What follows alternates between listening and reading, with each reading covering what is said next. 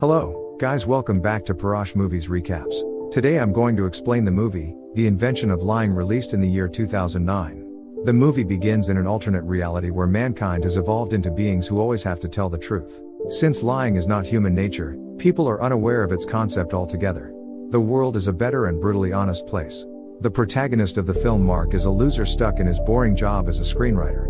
He has not achieved any success in life professionally or personally. Hence he is nervous because he's about to go on a first date with a girl named Anna. He arrives early to pick her up, which frustrates Anna. She tells him that she was pleasuring herself and asks him to wait while she goes upstairs and finishes. While waiting, Mark comments that he's worried the restaurant he chose won't be expensive enough for her. He also adds that he's in his 40s but has no financial assets. Before leaving, Anna bluntly says he's not attractive enough for her.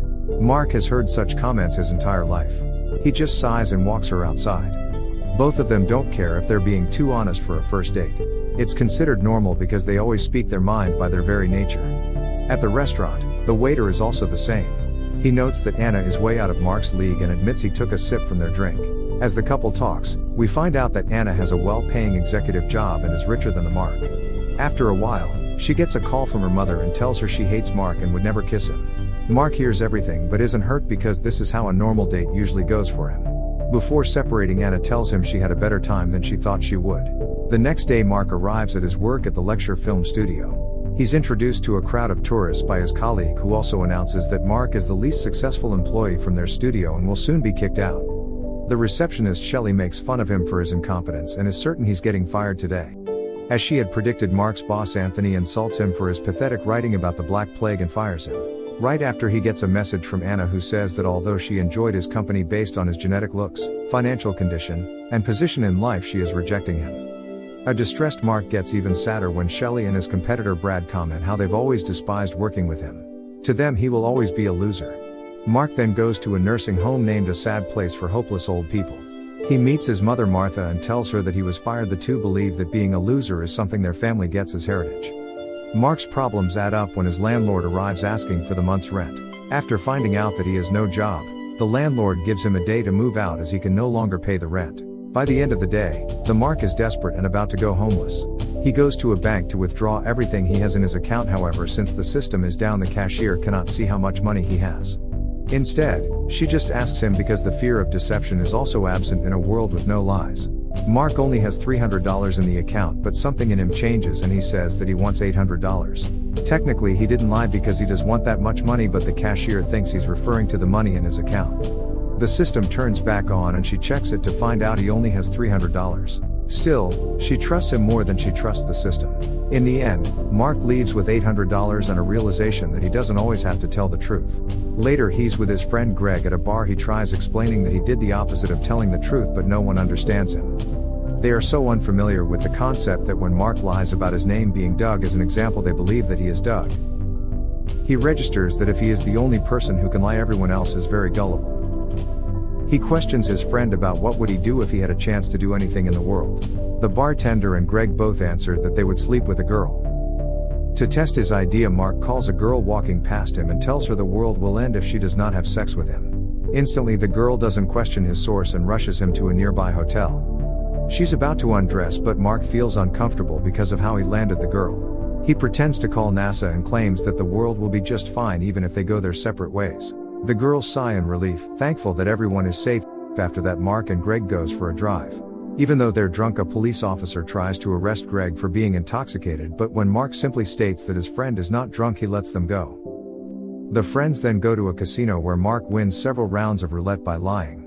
The dealer doesn't doubt him and provides him with his prize. By the end of it, he leaves the casino with bundles of money. On his way back home, he meets his depressed friend Frank in an elevator. It turns out that the guy is planning to kill himself. Later, Mark makes up a lie and convinces Frank that he can do better in his life. Frank believes him instantly and is motivated to live.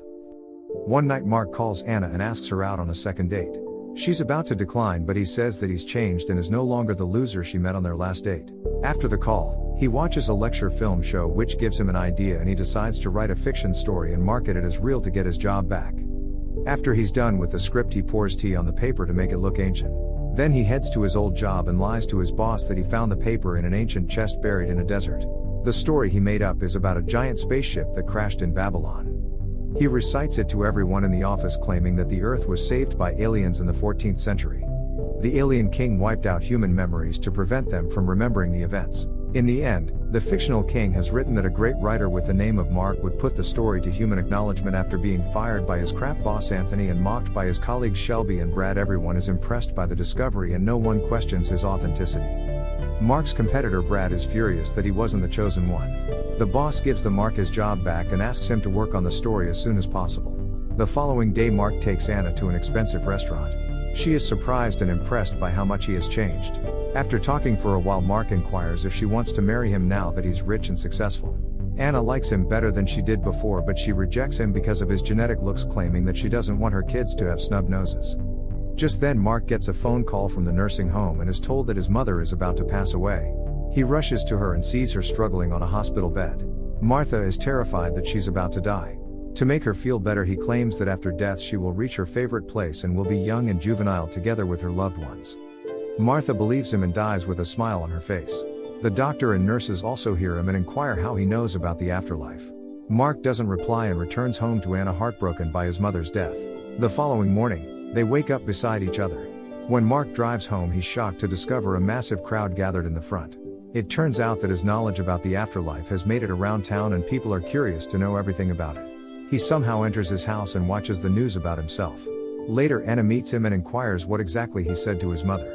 He tells her everything, which she believes instantly. Anna wants him to tell the world about his findings because that would help the people who are dying. Mark is a little skeptical, but he agrees to do it. He announces to the crowd that there's a man in the sky who knows everything about everyone after death.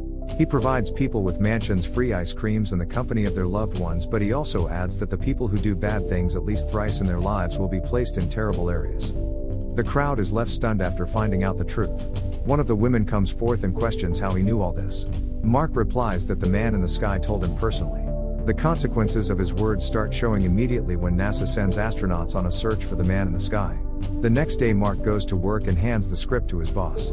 The film is released and it immediately becomes a super hit. In only a week Mark turns from a loser to the most famous scriptwriter. One day Mark and Anna are at a park talking about different things. She started to enjoy his company. Apart from his wealth and success, the two are about to kiss, but Anna retreats after imagining kids with snub noses. She confesses her love for him but cannot give up her dream of having beautiful kids. On Mark's birthday she gives him a birthday card and informs him that she's going on a date with his competitor Brad. She adds that she's thinking of sleeping with Brad, which worries Mark. He makes up several lies and convinces her to not sleep with anyone before marriage.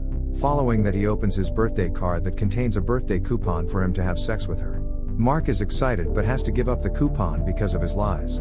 Later Anna is with Brad on a date. Throughout the dinner, he boasts about his success and money and puts down Mark because of his looks. A few weeks pass but Anna and Mark do not keep in touch. One day she visits him to see that he's grown his hair and beard. To Mark's dismay, she gives him the invitation card to her and Brad's wedding and asks him to attend it for her.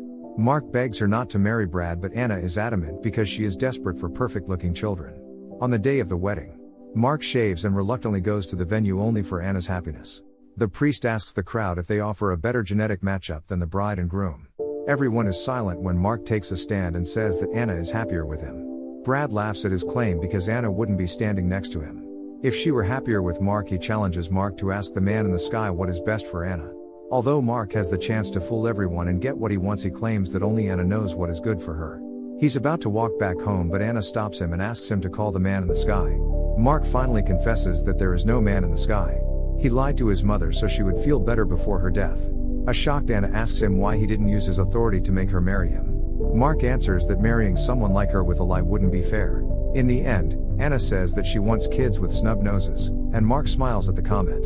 In the last scene, the couple is having a meal together with their kid and Anna is pregnant with their second child. That was all from the video. I hope you liked it and subscribe for more content like this and hit the like button to help us out. Also leave a comment if you want us to recap your favorite movie. Until next time, take care.